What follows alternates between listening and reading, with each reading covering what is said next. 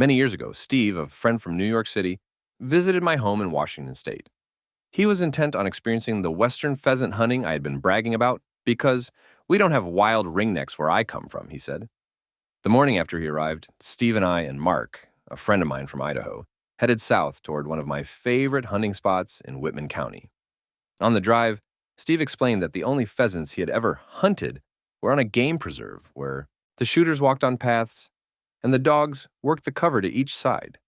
When a point was made, one of the hunters would nod at the other and politely say, "I believe this is your shot."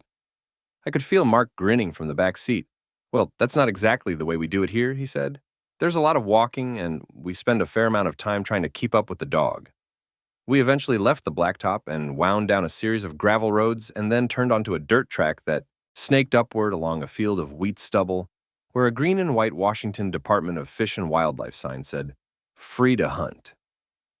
Just as we parked the truck and started getting out, 3 cock pheasants sprinted across the stubble and disappeared into the tall wheatgrass at the fringe. Quickly exiting the car, I yelled, "Get out and load up!"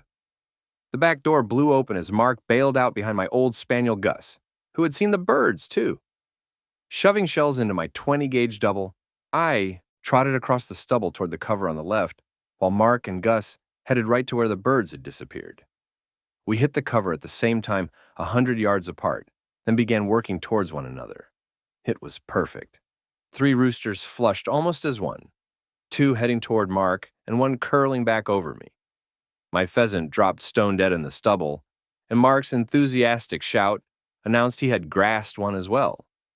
After some celebratory backslapping, we gathered our birds and headed back to the car looking for Steve, who was still fighting with his orange vest and trying to pick up the shells he had dropped. Grinning triumphantly, we approached him, holding our pheasants high. My guest from New York leaned back against a fender, then looked up and slowly shook his head. "You guys are uncivilized," he said. Despite that incident, I still figured wild pheasants were hunted everywhere, pretty much the way I hunted them in Washington state. The drill was the same as always, usually 2 or 3 guys following a flushing dog wherever it took them.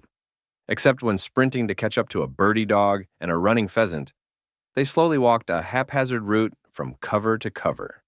They burned a lot of shoe leather, as this was before they had electronic collars. Their goal was to be in the same time zone when the flush came.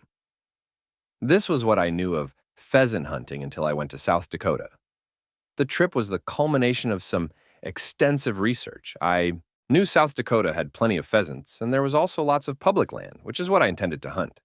The birds wouldn't be as plentiful as on private land, but there was a lot of it, and access was guaranteed. Before leaving, though, I discovered one of my longtime acquaintances still had family and friends in South Dakota and was willing to go to bat for me, so I might experience the clouds of birds found on private acreage. He made the necessary contacts and lined up a dream hunting itinerary. And in early November, a young pointing lab and I checked into a motel on the east end of Aberdeen. The lobby was buzzing with activity as orange-clad hunters and their dogs returned from the field. The next morning, I met my contact at his elaborate pheasant shack in the town of Northville, and I knew immediately I was in over my head. There were 10 other shooters, but only 1 dog, a well-trained pointer. My host explained the rules of the hunt, emphasizing safety and protocol. We would cover large tracts of land by blocking and driving. It was important each driver keep his place in line. I was expected to maintain control over my dog. I was excited about the prospect of finally chasing pheasants in South Dakota, but nervous. This was unlike any hunting I had ever experienced. My worst fears were realized almost immediately when my pup got on a hot scent and raced out ahead of me. At home, I would have sprinted after her, but I had already been reminded to keep the line, and I watched with embarrassment as she flushed several birds. There was some justified mumbling until she returned, and she then pointed a tight-holding rooster behind me, which I killed. I expected a congratulatory call, but all I got were some sour looks when I hurried back to my place in the line. Then I jumped another bird, which I let go, because by that time I was really confused. Keep the line, I heard again.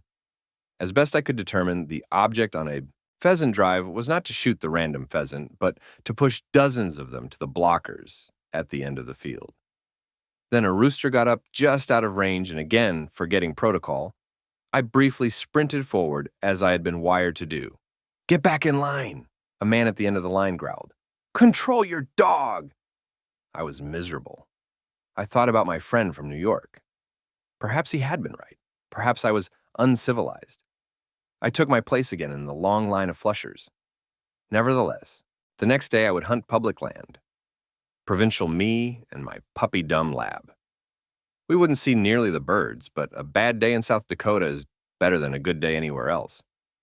And even wild, public land pheasants were no match for then world-class sprinter and an eager pup with a great nose.